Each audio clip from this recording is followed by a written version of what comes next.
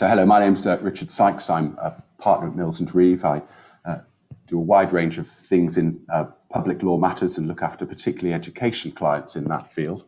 And you've joined us for one of our series of in-house in focus sessions, this one involving bribery and corruption matters. There's a few matters of housekeeping that I would like to bring to your attention as colleagues continue to join us. The first is that a recording of this is available after the event. It'll be placed on our YouTube page with links available from our website, but also you'll be emailed a link, and everyone who's been signed up to attend will be emailed a link to it just after the event has finished. During the course of the session, there's an opportunity for you to ask questions, which we'll pick up at the end. Please do include your name in the Q&A box, and I provide you with this assurance, which is that we won't say who you are when dealing with the question, and it's only us panelists that can see the questions that are sent to us in the Q&A box. If we're not able to get to a particular question or something, then Christian's happy to provide a general response subsequently.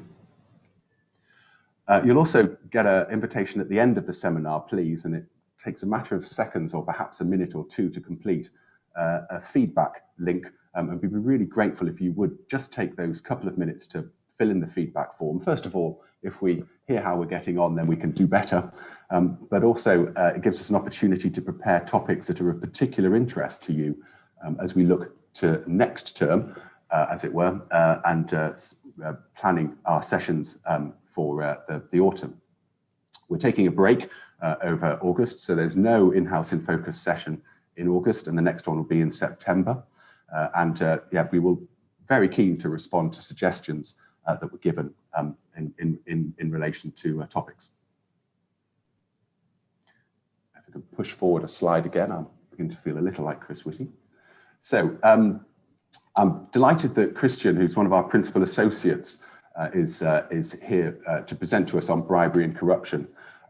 Christian is an expert in the law surrounding bribery and corruption, and I've been very careful to ensure that I focus on including the word the law surrounding this, as to say that he's an expert in bribery and corruption would very much generate the wrong impression as to what he specialises in.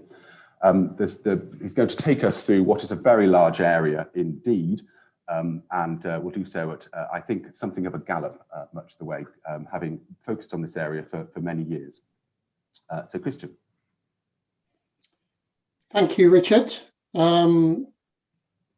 As Richard said, I'm going to try and encapsulate hundreds of years of the development of law in the best part of half an hour. So forgive me if I adopt a broad brush approach, which is generally despised by lawyers the world over, but needs as must when they say.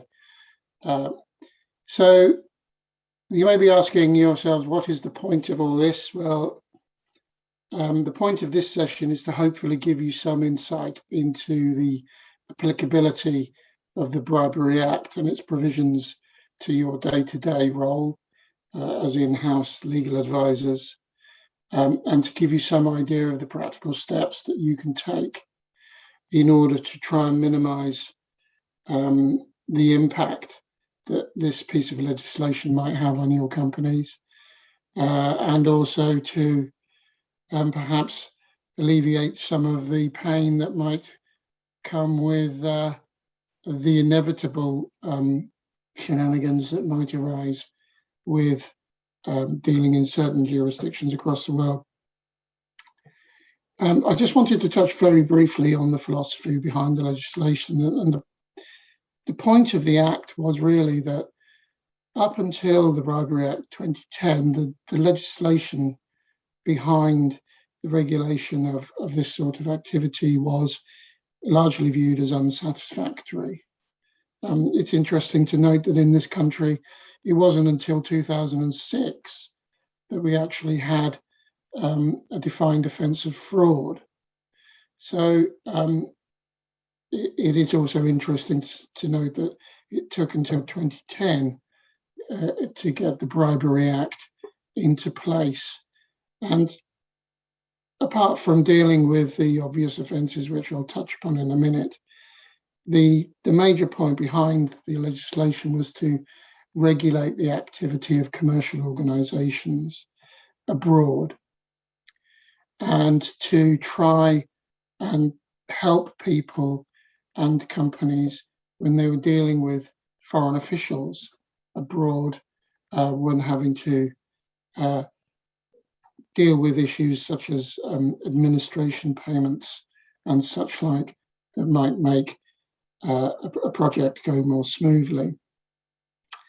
And I have to say the introduction of it has been a very successful one. And the most recent parliamentary scrutiny report into the Bribery Act, it was universally lauded as being the gold standard across the globe as the legislation that regulates this sector. And I just wanted to start out with an interesting example. I came across this case when I was working at the Ministry of Defence, and it came into the public arena just at the same time that the Act was introduced, and it involved prosecution by the SFO, and the prosecution was resolved by way of a plea agreement, and the judge roundly tore both BAE and the Serious Fraud Office off a strip, and lambasted them for the naivety of their activities, and also the basis upon which the plea agreement had been reached. And the basic facts were that an agent of BAE had been paid an awful lot of money in order to secure a radar contract for a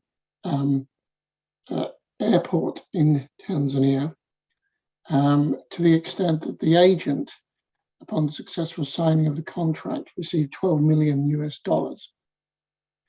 The judge said that such a payment could not be considered anything else but a bribe, and it was naive in the extreme to think otherwise. The prosecution, no less, indicated that there was a fine line to be drawn between being paid for lobbying and what constituted bribery, and I would agree with him, but I think that the facts speak for themselves, and that $12 million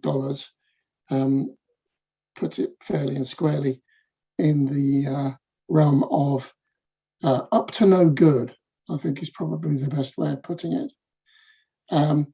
The judge had no alternative but to sentence the company for the offences that it was being prosecuted for, which was basically that BAE had failed to record the bribe properly in their accounts. And they had put it down as a technical payment for administration services, I believe the words that were used. And as you can see, the sentencing judge said the company concealed that it was making payments to a Tanzania-based agent with the intention that he should have free rein to make such payments to such people as he thought fit to secure the radar contract. Now, the point of it all is that this individual was an agent of the company. He was not an employee, but he was representing their interests in a foreign jurisdiction, and it is something for which a UK company was held responsible, and they were fined £500,000 and asked to pay an awful lot amount more in costs. So it's an interesting example of what could happen, and one of the reasons that the Bribery Act was brought into place was to deal with such eventualities. And that is in effect why it was there, and the scope of the legislation, which was to regulate the activities of companies to make sure that bribery and corruption didn't distort the market and give people an unfair advantage where they should have none.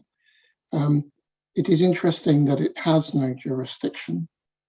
It makes UK companies responsible for the activities of their employees and agents across the globe. And there are a number of offences which it has introduced. Now, I would have imagined that most of those offences do not apply to those people who are interested in joining this webinar. I can't imagine that many of you will have asked to advise whether or not it is okay to give or receive a bribe, or to ensure that somebody doesn't do something because you're paying them money. It is not that direct type of offending that I think is most important to most people in an in-house environment. Certainly wasn't when I was in-house. It is more a case of the failure to prevent the actions that could constitute bribery and corruption, and the interaction with foreign officials in jurisdictions that might have a less than rigorous governance regime, that cause more problems for companies than the actual main giving, receiving of bribes in the course of your business. So yes, it is an offence to fail to prevent what might be considered to be a bribe or corruption from taking place on your behalf in this or other jurisdictions in the course of your business. And it is interestingly what might be termed a strict liability offence, in that all the prosecution have to prove is that a reasonable person would consider that what was going on constituted bribery and corruption. And it is then for the company to prove that they have a defence to that charge.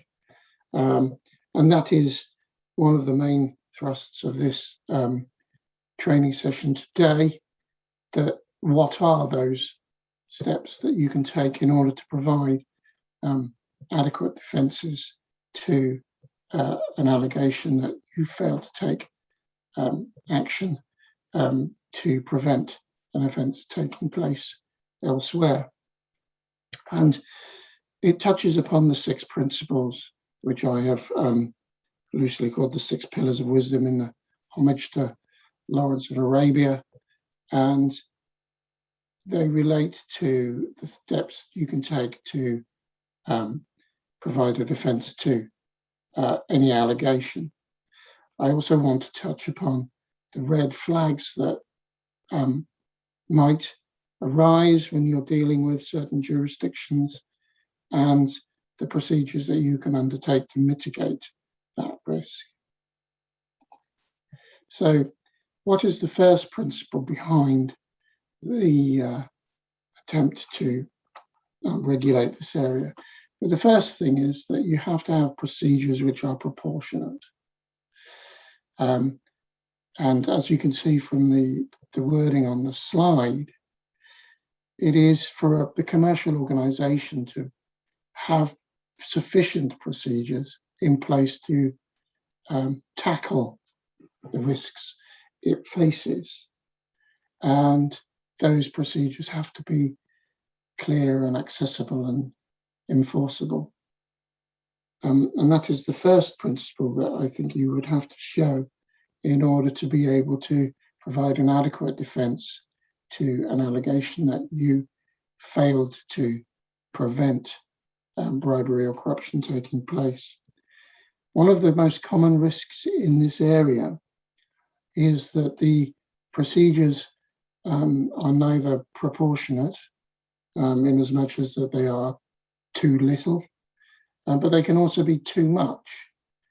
I think aiming for a council of perfection in this area can lead to the machine seizing up and people tending to ignore what they view as irrelevant or cumbersome bureaucracy that prevents them from doing their job. And so I think that the two extremes of those things, too much procedure, too little procedure, the most common risks associated with this area. So any procedures that you have in place, I think, need to be assessed as to whether or not they are can be effectively implemented. And in order to do that, sometimes it's a good idea to do a dry run on them to see whether or not they're actually being followed. The second principle, which is important to highlight, is also top-level commitment. And by top-level commitment, I mean board level. There should be a statement from the board that is available on the website, or in particular with the procedures that indicate that they have a commitment to a zero tolerance approach to bribery and corruption, which may sound like the obvious, but it is surprising how many companies do not have this in place. And it is an important but quite small step to take to show that the company has a commitment to this approach, such that bribery is never acceptable and won't be tolerated. And it goes to show that there is more commitment to it. It's not just lip service, and there is top-level buy-in, and the policies and proportionate procedures that I've referred to earlier on will be enforced. A common risk associated with this is that it can be seen as lip service, and it can be seen that there is no buy-in from top-level management. I would emphasize that when you are dealing with allegations in this area, it is always important to include very senior management in any investigation or conclusions, such that people who are engaged in activity in certain jurisdictions can see that they operate in a zero tolerance environment. Which leads me on to the third principle, which is that companies should be able to assess the risk associated with doing business in certain areas and have red flags that should automatically pop up when dealing with particular jurisdictions or in particular areas. I know from my own personal experience of dealing with these matters that companies, before they even engage in contractual arrangements or any other arrangement for that, have a number of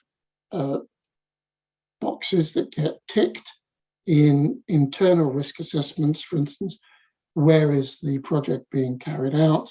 Does it involve a substantial sum of money? Does it involve dealing with government officials?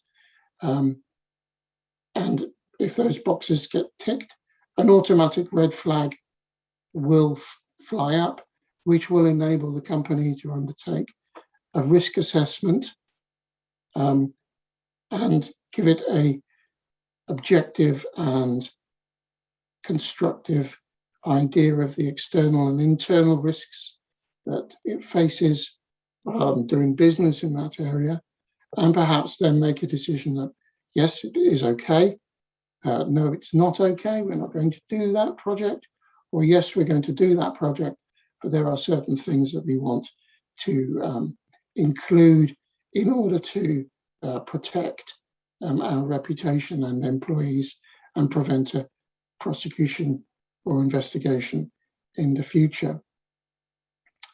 One of the common risks that comes up is that sometimes these risk assessments can be bypassed by employees of the company on the basis that they are, with the best of intentions, just wanting to get the job done. And it's very difficult when you're trying to retrieve items from the customs compound at Kabul airport to constantly have to fill in risk assessment forms in order to provide the company with some kind of idea of what's going on, that they won't do it. And that links back to the approach that I recommended earlier on about top-level buy-in and having some kind of proportionate procedure that will enable you to alleviate the concerns of those people who are having to operate on the ground. The assessment, I would also add, is not something which is just done once. If you have an ongoing project over a period of time, and by a period of time I mean over a year, it is probably a good idea to conduct a risk assessment at least annually in respect of that project, because things change. The fourth principle is that the due diligence should be undertaken in respect of people who are going to be operating in that area, and also agents who might represent the company in those jurisdictions should have the their backgrounds looked into in order to identify whether or not they are in either a vulnerable position and subject to either giving or receiving bribes, or being placed in a position which might make them more vulnerable to that kind of activity, and also to understand the commercial construct and the way that the project is being managed, which could give rise to red flags as to an idea of whether or not bribery and corruption is going to take place on the ground because of the convoluted nature in which the project has been set up. For instance, I will come onto this later on in another interesting example, a case I was involved with.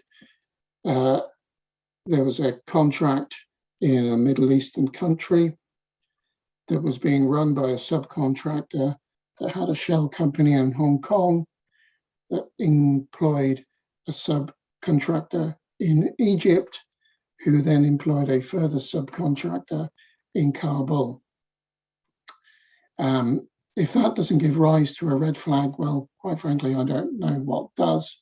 And that is an example where due diligence procedures might well have been adopted that could have stopped an internal investigation that was quite expensive for the company itself. The next principle is communication. And I want to make sure that this includes training. Communication is one thing, the statement from the board is one thing, the approach of a zero tolerance environment is one thing, but the company should ensure that its bribery prevention policies are embedded in its culture and its organization. And one of the vital things to do here is to show, by way of an audit trail, that employees have undertaken training in bribery and corruption matters and bribery prevention policies in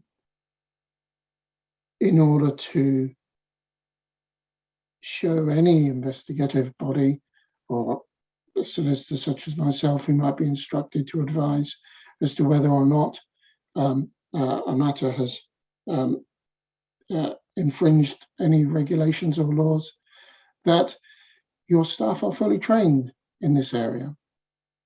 And it is vitally important that they undertake that training and it is renewed on a regular basis. I think one of the common risks in this area is, again, it comes down to this familiarity breeds contempt kind of approach. And I know that we all do it, where we have to undertake that e-learning that comes around once every year, so we can tick the box and say that we've done it.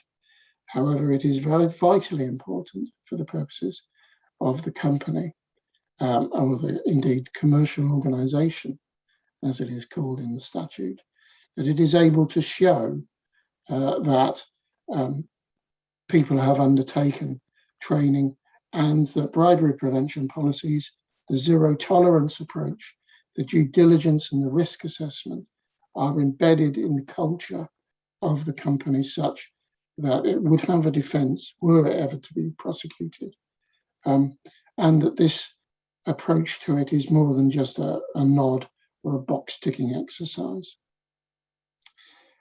The final principle is one which I think is very important and often most overlooked, is that the commercial organisation has to monitor and review its approach to bribery and corruption.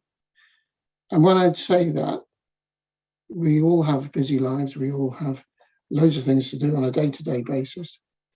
These policies sometimes tend to get written and then they get put in the policy file and forgotten about. It is vitally important for the purposes of this area that policies are reviewed and changed where necessary in order to keep up to date with the world as it evolves. The Global Index on Corruption will show you how the world has changed over the past few years, and jurisdictions which were hitherto safe-ish to operate in have now become hotbeds of bribery and corruption. And similarly, there are areas of the world which were very risky jurisdictions to do business in are now becoming much, much safer. And it is therefore important to update your policies on an annual basis to make sure that they reflect the world that we live in and also enable the commercial organisation to operate in a pragmatic and practical way and not be bound by a disproportionate, unrealistic approach to dealing with bribery and corruption and that it faces every day. As I said, one of the common risks in this area is that they are just put on a stone tablet and forgotten about and dusted off once every 6 years.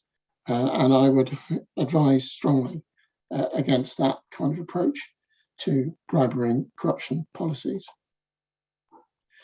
So I've been through the principles and what I consider to be the practical considerations of those principles, dealing with the risks that might evolve. And I've highlighted here where you might deal with the principles to apply in certain areas, such as jurisdictions. You would want to consider conducting risk assessments and due diligence before engaging in certain areas across the world. When you're dealing with partners and agents, see all of the principles in the Bribery Act.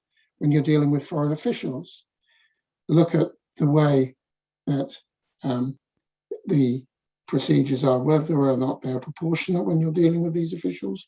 What top level commitment do you have? What risk assessment and due diligence has taken place? And what communications have been put in place internally and externally in order to minimize this risk? And finally, what monitoring and review steps are in place? I have used the phrase commercial organisation throughout those slides. Many organisations that I've dealt with have wondered whether or not they are indeed a commercial organisation. For instance, they might be a charity. The legislation makes no such distinction, and it is in my view that charities will probably be dealt with on the same basis as commercial organisations for the purposes of this legislation. The Bribery Act also encourages self-reporting. The benefits of self-reporting are that you can control the process by which somebody like the Serious Fraud Office might investigate your activities. It could also decrease the penalty that you face and may enable you to save your reputation or minimize any reputational damage that might come from the investigation or the activities that have taken place. And in order to wrap up before we deal with any questions or shoot off, that's a final interesting example of one which I dealt with last year. The company was operating in a high-risk jurisdiction. However, no due diligence or risk assessment had taken place before the contract had entered into. There were several layers of administration and bag-of-a-fag packet agreements between subcontractors, subcontractors, agency companies, shell contracts in Hong Kong, and so on and so forth, which would again have given rise to red flags.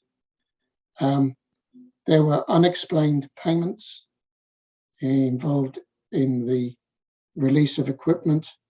Many of these would have fallen into the definition of administration payments or facilitation payments, which were made on a repeat basis. Documents were submitted that were untranslated, along with a demand for payment. And the final nail in the coffin, as far as I was concerned, was on the invoice that was sent in by the project manager. It was contained the words payment of bribes to custom officials, which set all manner of bells ringing, and which may well have been said in jest. And we've all been there, and but it did result in a huge kerfuffle and a massive investigation into the whole thing, and quite a hefty bill. So it was a final interesting example of how these things can arise in relatively innocuous circumstances, and how I think if you applied those 6 principles that I've referred to of having a proportionate procedure, having top-level engagement, having a risk assessment which is done before business is undertaken, looking at due diligence in respect of the people that you're dealing with, having a clear communication channel about what steps should be taken, and having an updated monitoring and fit-for-purpose review process could have eliminated all of those risks and prevented this example from happening. I apologise in advance for the very, very brisk way in which I've done this presentation, that it is most unusual for a lawyer not to have any live audience in front of him. And so I'll hand back to Richard for any questions that might have arisen. And thank you very much for your time. Great, thank you very much, Christian. There have been a couple of questions that came in, but as it happened, as you progressed through the talk, you addressed them, which I think is a clear evidence of a lot of foresight and planning on your part. One of the questions that's arisen is you've referred in the slides to commercial organisations, and just wanted to check whether or not the obligations set out in the Bribery Act extend beyond those perhaps who are operating for profit. Yes, it does.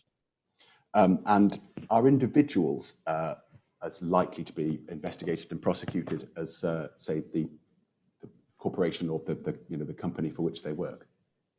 Generally speaking, the Bribery Act and the failing to prevent offences are corporate liability. The individuals who might be involved, particularly with the failing to prevent offences, tend to be in foreign jurisdictions and therefore outside the remit of the prosecution authorities. So it tends to be corporate defendants in this country. Something that occurred, thank you. Something that occurred to me, being familiar with the financial sanctions regime. You mentioned that it's recommended, or it's a good idea, to self-report in the event the organisation, identifies that someone connected with it has perhaps engaged in some uncertain activity. Is it an obligation to self-report, or is it merely? Yeah. It's not an obligation to self-report, and I would urge you to consider the individual circumstances of the incident and take legal advice before you self-report, because this may be an issue where it is an internal investigation that is needed, and a revamp of policies and internal disciplinary procedures that might be best applied.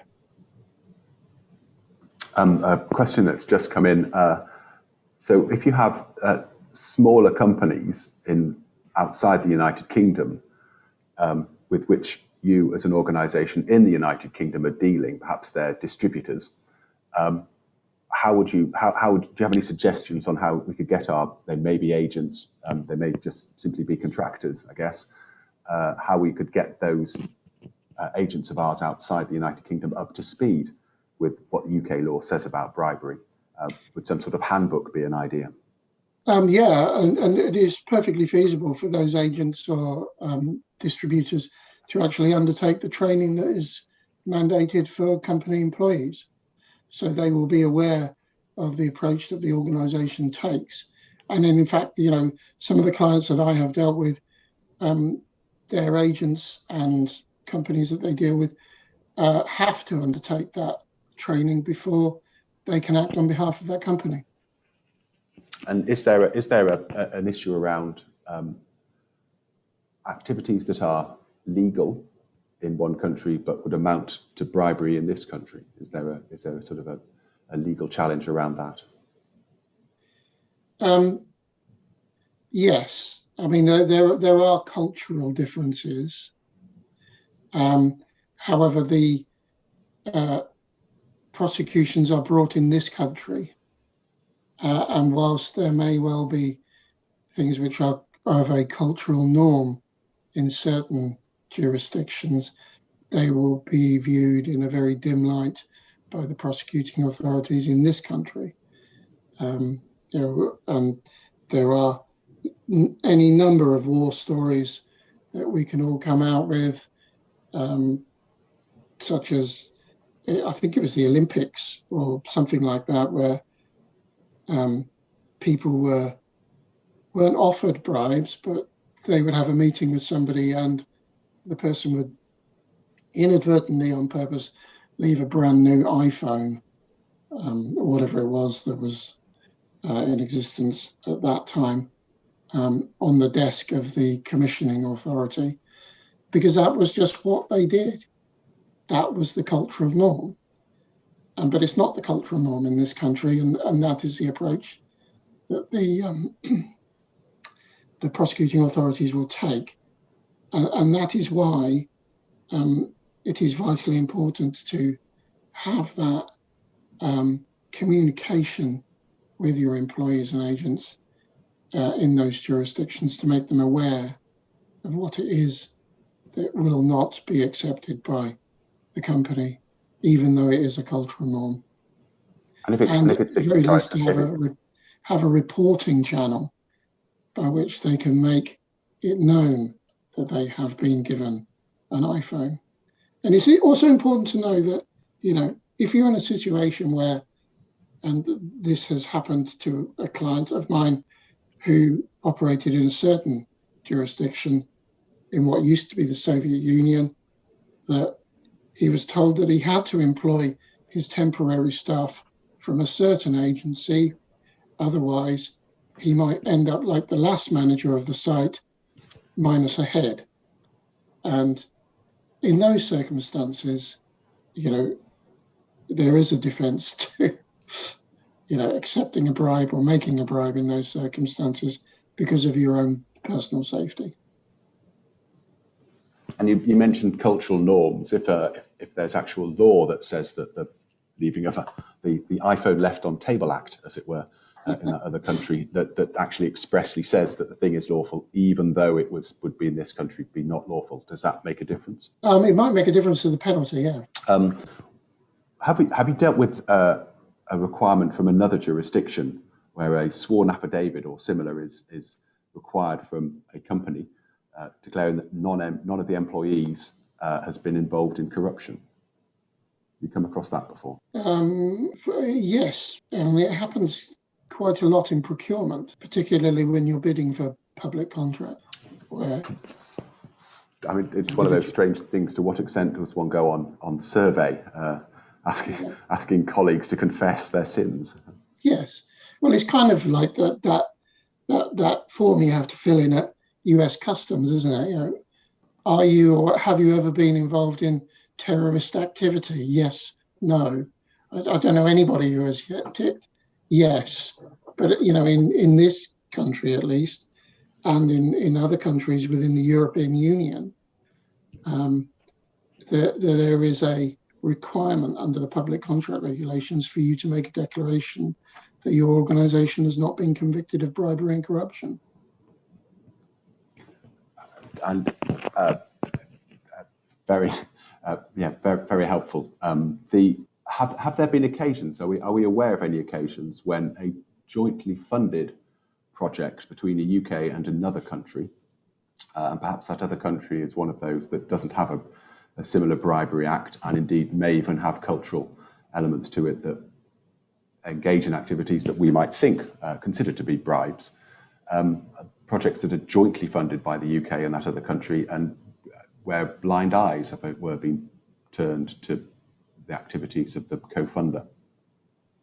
How would one tackle that situation? That is a situation which I think the due diligence and the risk assessment that should have been undertaken prior to the project commencing would help the reporting of those incidents up the food chain, so that if there was a suggestion that a blind eye be turned, the company could make an informed decision as to what to do in those circumstances. It's never a good idea to turn a blind eye, because it will always end up coming back to bite you on the backside. But it is vitally important to have in place, if those 6 principles that I keep on banging on about would help you deal with that situation should it arise, either by giving you a clear communication channel, from the employee on the ground saying, I am being asked by the custom official to make an administration payment of $10,000 in order for the release of this equipment from the customs depot. What should I do? That will enable the company to make a more informed decision than relying upon the individual discretion or otherwise of the employee. Very, very helpful. And I think with the warning that these things will come back and bite our backsides, I will thank Christian on all of the attendees' behalf for a clear and concise run through of the key pillars of wisdom and principles with which we should observe and comply in order to keep ourselves away from running into difficulties with the Bribery Act. We'll draw the session to a close. Thank you very much for your attendance. There will be, as I say, an invitation for you to participate in a feedback survey, which I promise you, if you're quick, will take no longer than 2 minutes or so, and really will help us ensure that our offerings to you during In-House in Focus are nicely tailored to your demands. Otherwise, we shall see you in September and have a very lovely summer holiday. Thank you very much.